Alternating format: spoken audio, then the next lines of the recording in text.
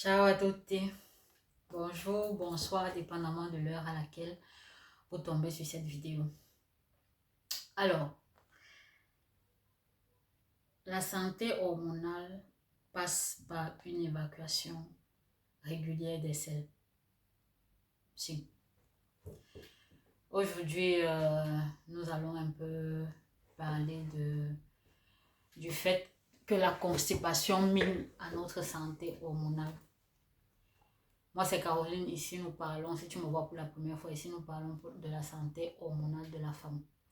Et nous avons essayé d'explorer un peu différents piliers pour essayer d'améliorer notre santé hormonale et essayer de réguler nos hormones d'une manière naturelle, car notre santé hormonale passe premièrement entre nos mains. Donc, c'est à nous, premièrement, de prendre des actions, de mettre en place des actions pour mieux vivre nos différents cycles menstruels, quoi. Alors, aujourd'hui, après avoir fait une série sur le tube digestif, comment la digestion, l'alimentation est très importante, euh, aujourd'hui je veux parler de la constipation. En vivant avec un trouble hormonal, nous devons être ennemis farouches de la constipation. Ennemis farouches de la constipation parce que la constipation est vraiment néfaste en général, et pas seulement pour les hormones, mais parce qu'au travers de l'élimination des selles, nous éliminons les toxines qui se forment à l'intérieur de notre organisme, d'où nous ne devons pas les garder pour longtemps à l'intérieur de notre corps, parce que chaque fois que nous mangeons, chaque fois que nous nous alimentons, clairement, il se forme des toxines, des déchets qu'il faut éliminer constamment en dehors de notre organisme. Donc, il est très important d'avoir une évacuation régulière des selles pour éliminer ces toxines-là qui se forment quotidiennement. Nous sommes en contact avec différentes substances et tout ça. Lorsque le corps élabore tout cela au travers des produits cosmétiques, au travers des produits ménagers, comme je le disais dans la vidéo, des perturbateurs endocriniens, au travers de l'alimentation également. L'alimentation, comme je le disais, même au travers de l'alimentation, nous entrons en contact avec les perturbateurs endocriniens. Parce que je me rappelle une étude que j'avais lue, une étude américaine qui disait que les gens qui ont l'habitude de consommer beaucoup dans les restaurants, à emporter, tout ça, on a examiné un peu les traces des perturbateurs endocriniens au niveau sanguin. On s'est rendu compte que de manière par rapport à ceux qui mangeaient plus à la maison, fait maison, ils avaient un pourcentage autour de 30 en plus de perturbateurs endocriniens au niveau sanguin. Donc, c'est vraiment, les perturbateurs sont partout. Donc, il faudra vraiment les éliminer constamment.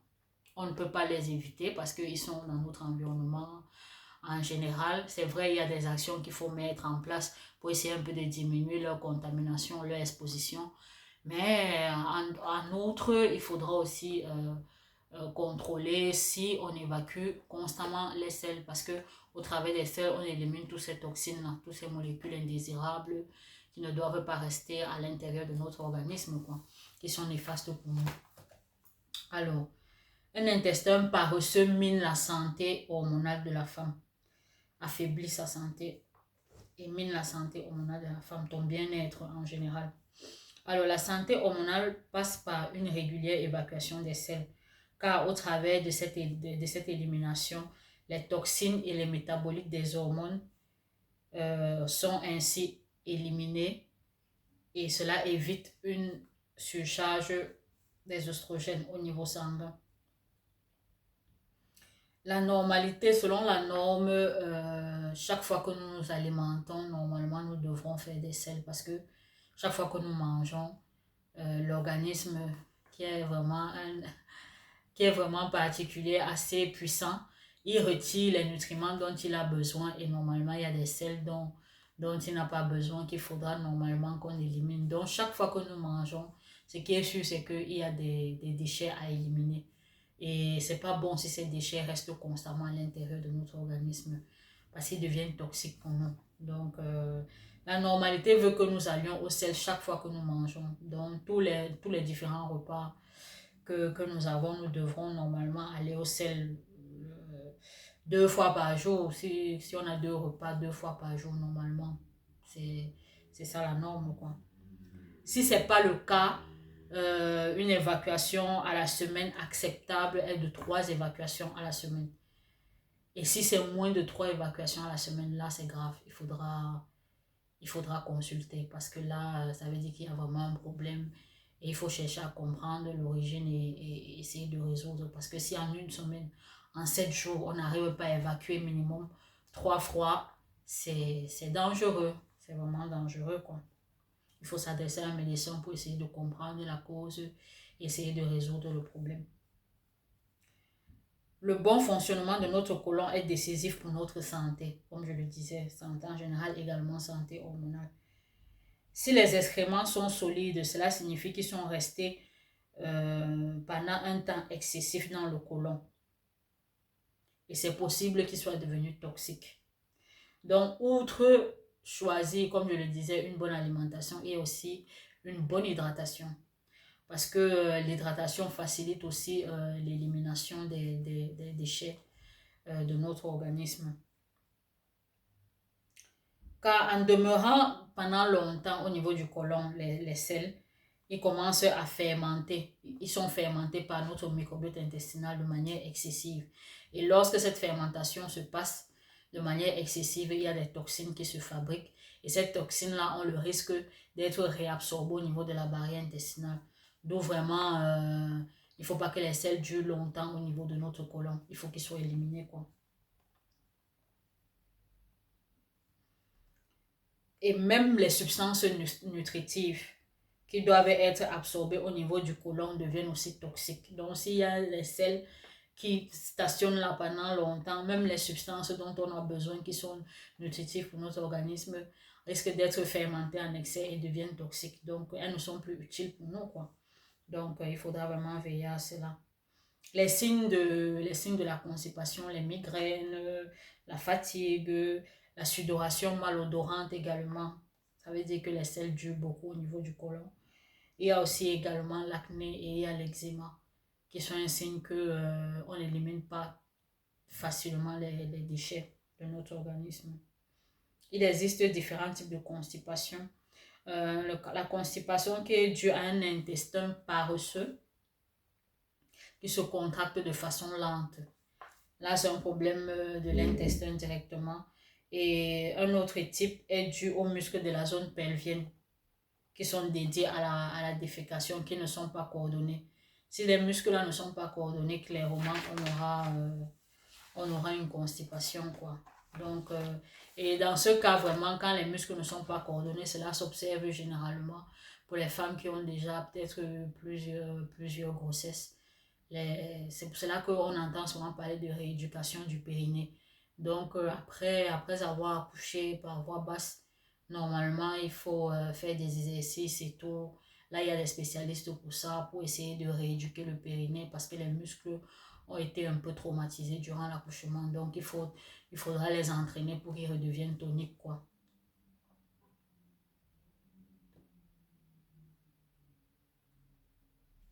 Donc, c'est important vraiment de, de veiller à cela, de veiller à la constipation, de veiller à ce qu'on ne soit pas constipé, qu'on élimine constamment les selles.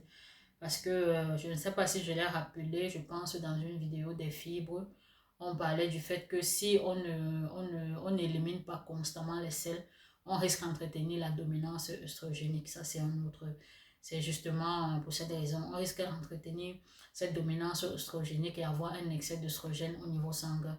Et cela est néfaste pour nos hormones. Donc, déjà, on est entouré par plusieurs molécules qui miment l'action de nos hormones. Et si on n'arrive pas à éliminer nos selles, c'est compliqué, quoi. On sera constamment en excès d'hormones, en excès d'œstrogène et cela dérégule vraiment, vraiment nos hormones, quoi. Il y a quelques causes de la constipation. Il peut y avoir une cause, la cause de stress. Lorsqu'on est stressé, d'autres personnes, ça se manifeste aussi par la constipation. D'autres personnes, c'est plutôt des diarrhées.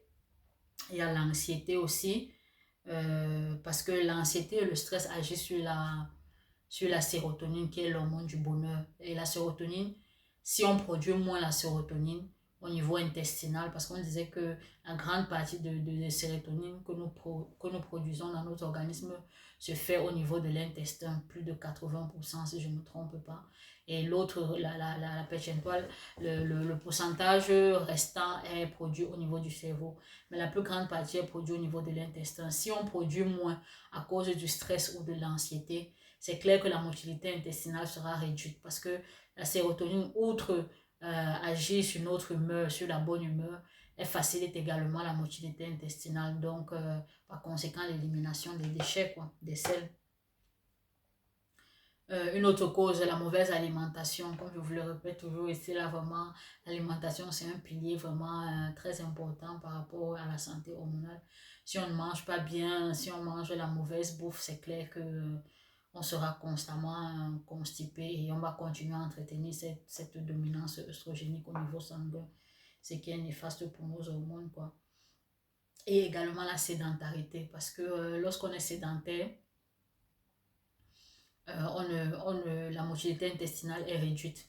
Or, en étant en mouvement constamment, on réussit à favoriser le mouvement non seulement de ce que nous mangeons pour la digestion, mais le mouvement aussi des sels pour qu'ils soient éliminés. Donc, les déchets qui se forment à l'intérieur après le processus de la digestion. En bougeant, on facilite le mouvement de ces déchets-là et leur sortie, quoi.